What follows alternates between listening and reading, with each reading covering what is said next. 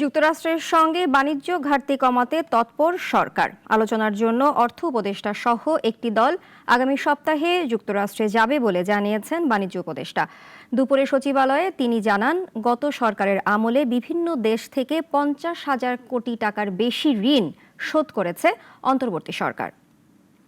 বিভিন্ন দেশের পণ্যের উপর নতুন করে শুল্ক আরোপ করেছিল যুক্তরাষ্ট্রের প্রেসিডেন্ট ডোনাল্ড ট্রাম্প। এই তালিকায় বাংলাদেশও আছে। পরে বিশ্বের 75টিরও বেশি দেশের উপর পারস্পরিক বা পাল্টা শুল্ক আরোপ 90 দিনের জন্য স্থগিত করেছে তারা।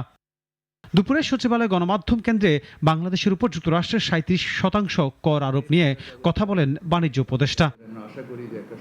যুক্তরাষ্ট্রের সঙ্গে বাণিজ্য ঘাটতি কমাতে সরকার কাজ করছে জানিয়ে উপদেষ্টা বলেছেন, দুই দেশের মধ্যে যে বিশাল বাণিজ্য ঘাটতি রয়েছে তা দ্রুত কমার কোনো সুযোগ নেই। আমরা কিভাবে বাণিজ্য বৃদ্ধি করতে পারি, যুক্তরাষ্ট্রের সাথে এই বাণিজ্য ঘাটতিকে কিভাবে আমরা কমাতে পারি, এই ক্ষেত্রে দেশের বিদগ্ধ অর্থনীতিবিদ সহ এবং দেশের আমাদের যে অ্যাডভাইজার কাউন্সিলেও আপনারা জানেন যে আমাদের মধ্যে খুব বড় বড় অর্থনীতিবিদরাও উপদেষ্টা হিসেবে কাজ করছেন।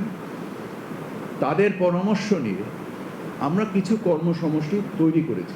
বিগত সরকারের ভুল নীতির কারণে দেশে অর্থনৈতিক ঘাটতি তৈরি হয়েছে উল্লেখ করে উপদেষ্টা বলেন, দেশে প্রয়োজনের চেয়েও অতিরিক্ত খাদ্য মজুত রয়েছে। 5 আগস্টের আগে ফ্যাসিস্ট যে আমাদের প্রাতিষ্ঠানিক যে যতগুলো সক্ষমতা, এই সমস্ত প্রাতিষ্ঠানিক সক্ষমতাকে ধ্বংস করে দিয়ে যায় এবং এর একটা সমন্বিত রূপান্তর হয় অর্থনৈতিক বৈষম্য সৃষ্টির মাধ্যমে। ভারতের ট্রান্সশিপমেন্ট বাতিলের কারণে ব্যবসায়িক খরচ শূন্য থেকে মাইনাসে আনার চেষ্টা চলছে বলেও জানান বাণিজ্য উপদেষ্টা।